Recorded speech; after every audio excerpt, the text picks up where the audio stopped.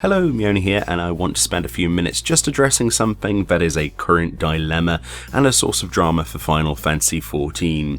Patch 4.55 saw the release of the final stage of the Eureka Expedition, Eureka Hydatos. Love it or hate it, Eureka this time around has provided something new, in the form of a special public dungeon where 56 players can take on a series of amazing and varying difficulty challenges, the ultimate reward being the Demi-Ozma mount, which you can get from clearing the entirety of this dungeon.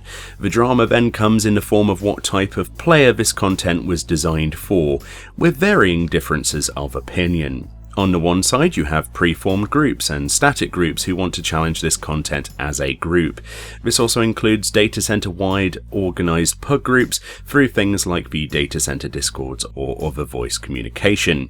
And the other side is the true pug players, those who enter Eureka Hydatos who get to maximum level and then want to do the content with the other players inside the actual instance, and to some degree in many instances don't want to communicate or organize anything outside of the game. Both approaches are potentially fine, but the real issue has been this. Preformed groups will organize themselves outside of an instance, queue into Hydatos as parties, and then try to meet up with other pre-made groups, making sure they got the right instance. Then they've been reportedly telling people in shout chat that this is their instance, and that they will do Baldesion Arsenal in that instance.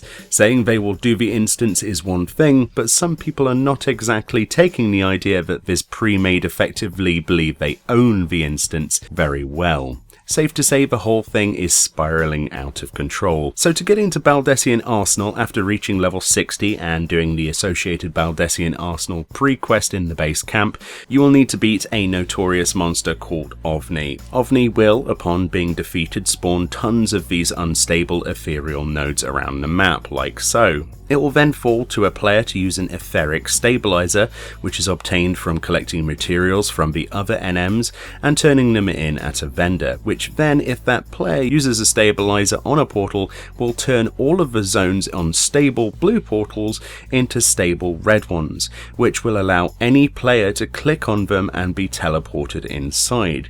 There may be many of these portals, but the pre-made groups use a map to determine which nodes are for individual people in their groups. They go and stand on these locations and then click the portals when they turn red.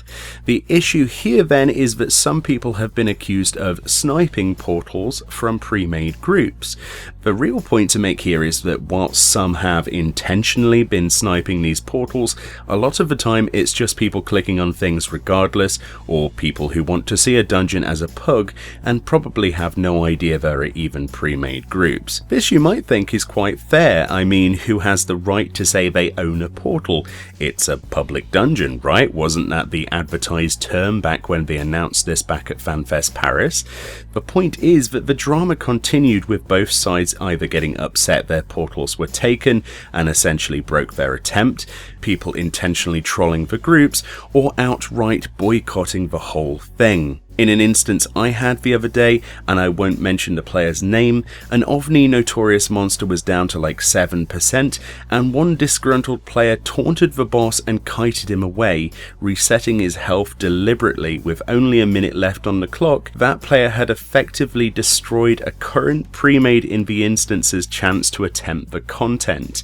What makes it worse is that this player had apparently already done the Arsenal and even had the mount, yet wanted to prevent other runs from being successful.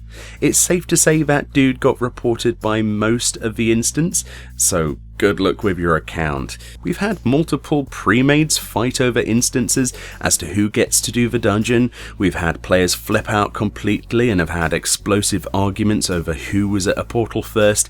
It goes on. And whilst initially I wasn't going to make a video on this, I didn't think it was worth it, it became very apparent it was worthwhile when a GM was contacted by a player about the whole situation, which was posted to Reddit by user Asako, which there'll be a link to in a description. He asks, "Hi, recently there has been groups trying to do the Baldesion Arsenal in an organised manner. and we've been getting people actively queuing when these groups do with the purpose of sniping a portal and getting inside while letting some of our people outside.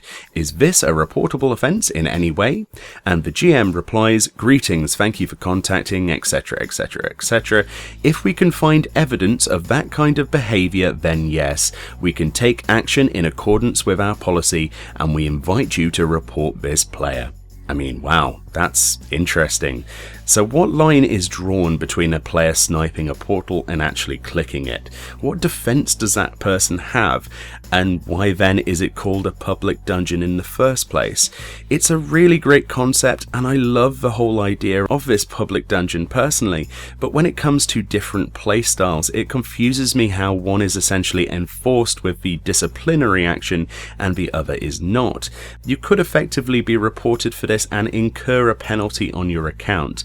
The point there is you could, not will, but could, which I don't think many people really imagined from this. From a perspective of someone yet to do the Baldesion arsenal, I would definitely rather do a pre-formed group myself, but would I get angry that someone in the instance wanted to do a run of the place? Well, no. The whole Eureka experience is open world and crosses an entire data center. You're gonna clash eventually. It just feels unusual that this is the response a GM would give. Perhaps Baldesion arsenal is poorly advertised as a public dungeon.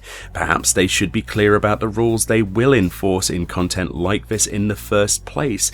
No matter which side of the fence you sit on here, you have to both agree that deliberately destroying a group's attempt at content is just an idiot move, but then also coming into an instance and asserting your dominance and saying that that instance is yours and yours alone is also another idiot move.